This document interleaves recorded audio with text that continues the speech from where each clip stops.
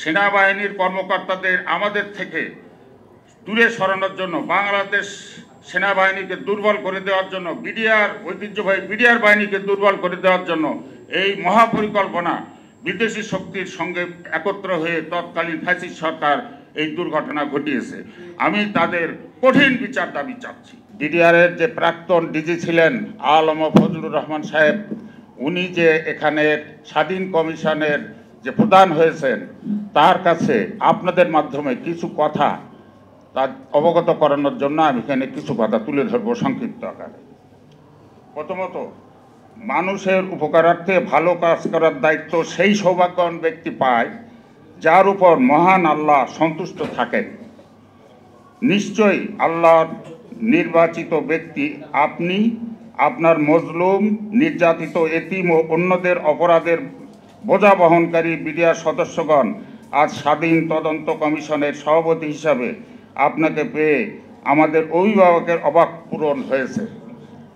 57 জন সেনা কর্মকর্তা সহ 74 জন যারা শহীদ হয়েছেন, দেশপ্রেমিক, চৌকস, মেধাবী কর্মকর্তা, তাদের স্মরণে, তাদের বিচারের জন্যই আমাদের এই দেশবাসী সোচ্চার। এবং বিডিআরের যে চরম হত্যাকাণ্ড করেছে পরিকল্পিতভাবে আগ্রাসী শক্তি, মানে বিদেশি শক্তির চক্রান্তে, তাদের সঠিক তদন্তের জন্যই এই কমিশন গঠন করা হয়েছে। এবং এই কমিশনের মাধ্যমে আমরা অনেক কিছু আশা করতেছি যে সঠিক বিষয়গুলো উঠে আসবে।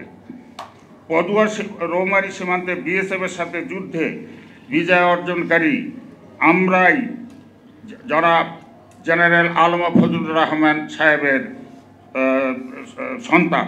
তাদের নিয়ে আপনি পদুয়া রৌমারী যুদ্ধে জয়ী হয়েছিলেন। আপনি একদিন এই পৃথিবীতে না থাকলেও বাঙালি জাতির বীর যোদ্ধা হিসেবে ইতিহাসের পাতায় এবং এদেশের মানুষের হৃদয়ে চির অম্লান হয়ে থাকবেন। পরিকল্পিত হত্যাকাণ্ডের কিছু বিষয় আপনার কাছে তুলে ধরছি। যদিও আপনি অনেক কিছু জানেন না, বিভিন্ন টক শোতে তুলে ধরেছেন। 2009 সালে 25-26 ফেব্রুয়ারি পিলখানায় কোনো বিদ্রোহ হয়নি। এটি ছিল একটি পরিকল্পিত হত্যাকাণ্ড, যা ইতিমধ্যে বিভিন্ন গুণীজন ব্যক্তি ও মিডিয়ার মাধ্যমে আপনারা সহ আমরা সকলে অবগত হয়েছি। পিলখানায় আলামত হিসেবে ভারতীয় গ্রেনেড, সিলিং, বাইনোকুলার, অস্ত্র, গোলা বারুদ পাওয়া গেছে। এগুলো কিভাবে পিলখানায় ঢুকেছে তা জাতি জানতে চায়। সেই সময় হিন্দি ভাষায় কথা বলতেও শোনা গেছে। সাদা ও ছাই রঙের দুটি গাড়ি ঢুকেছিল। ওই গাড়িতে কে বা কারা ছিল? বিডিআরে ওই রঙের কোনো গাড়ি নেই। 26 তারিখ বাহিরের প্রতিটি ইউনিটের সেনা কর্মকর্তারা বিভিন্ন সময়ে কর্মস্থল থেকে বাইরে চলে যাওয়ায় বিডিআরের মনোবল হারিয়ে আতঙ্কিত হয়ে পড়ে এবং বিশৃঙ্খল অবস্থার সৃষ্টি হয়। আমাদের মনে হয় যদি সেনা কর্মকর্তারা নিজ ইউনিট ত্যাগ না করতেন তাহলে ঢাকার বাহিরে ইউনিটে বিশৃঙ্খল পরিবেশ সৃষ্টি হতো না। যেহেতু 25 তারিখ পিলখানায় এত বড় ঘটনা ঘটে যাবার পরেও ওই দিন বাহির ইউনিটে কোনো অঘটন ঘটেনি। পরবর্তীতে ঢাকা সহ বাইরের সকল ইউনিটের অফিসাররা পুনর্যোগদান করার পরে আটককৃত বিডিআর সদস্যদের সিভিল আইনে মামলা হয়। পরবর্তীতে সিভিল আইন বাদ দিয়ে অবৈধ বিশেষ নতুন আইনে বিচারের মাধ্যমে চাকরিচ্যুত করে বিভিন্ন মেয়াদে শাস্তি দেওয়া হয়। এই হত্যাকাণ্ডে পরিকল্পনাকারীরা যখন বুঝতে পারেন প্রচলিত বিডিআর সিভিল আইনে বিচার করলে অধিকাংশই ছাড়া পেয়ে যাবে বা পুরানো বিডিআর আইনে বিচার করলে 7 বছরের ঊর্ধ্বে কাউকে সাজা দেওয়া যাবে না, তখন অনেক কিছু বিবেচনা করে কিভাবে বিডিআরকে ফাঁসিয়ে তৎকালীন সরকারকে বাঁচানো যায় ওই লক্ষ্যে বিশেষ আদালত আইন তৈরি করে অবৈধভাবে বিচার কাজ সম্পন্ন করে। এই বিচার কাজের সময় পরিকল্পনা অনুযায়ী পিলখানার বহু আলামত ধ্বংস করা হয়েছে এবং বাহিরের ইউনিটের বিভিন্ন গুজব ছড়িয়ে কোর্ট ও ম্যাগজিনের তালা ভেঙে বিশৃঙ্খলা অবস্থা তৈরি করা হয়েছে।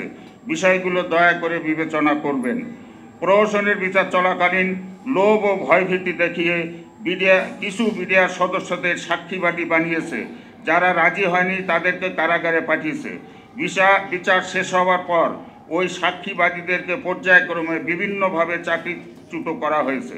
যদি প্রয়োজন মনে করেন ওই সাক্ষীবাদীদেরকে পুনরায় আদালতের মুখোমুখি করলে বিষয়টি পরিষ্কার হয়ে যাবে। বিচারের সময় খাগড়াছড়ি সেক্টরে আর্মি অ্যাটাক করেছে, এই ঘটনাটি সত্য। ওই ঘটনা জানার পর অন্যান্য ইউনিটের সদস্যদের মনে আরও বেশি ভয় ও আতঙ্ক তৈরি হয়। পিলখানা ও বাহিরের ইউনিটের আওতাধীন থানাগুলোকে তৎকালীন আমাদের কর্তারা নিজে ইউনিটে কোনো ধরনের অপ্রীতিকর ঘটনা ঘটেনি বলে লিখিত দেবার পরক্ষণে কেন তা তুলে নিয়েছিলেন তা জানার জন্য আবেদন থাকলো।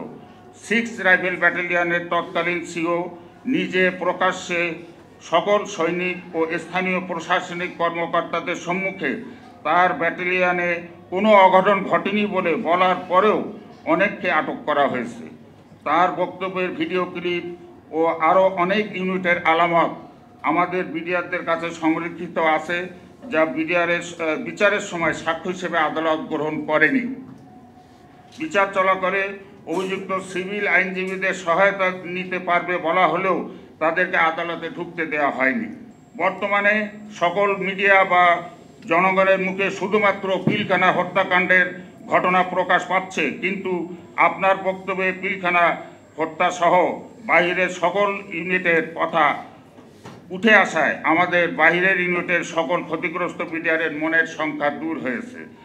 যারা আজও শাস্তির মেয়াদ শেষ হবার পরেও কারাগারে আটক আছে বা মেয়াদ শেষ হয়নি, তাদের আগামী 9 জানুয়ারি কোর্টের দিন স্থায়ী মুক্তি বা জামিন দেওয়ার আবেদন এবং পুনঃতদন্তে যারা দোষী হবেন তাদেরকে শাস্তি দাবি ও নির্দোষ ব্যক্তিদের বকেয়া সকল সুযোগ সুবিধা সহ চাকরিতে পুনর্বহালের আবেদন জানিয়ে আমার বক্তব্য শেষ করছি।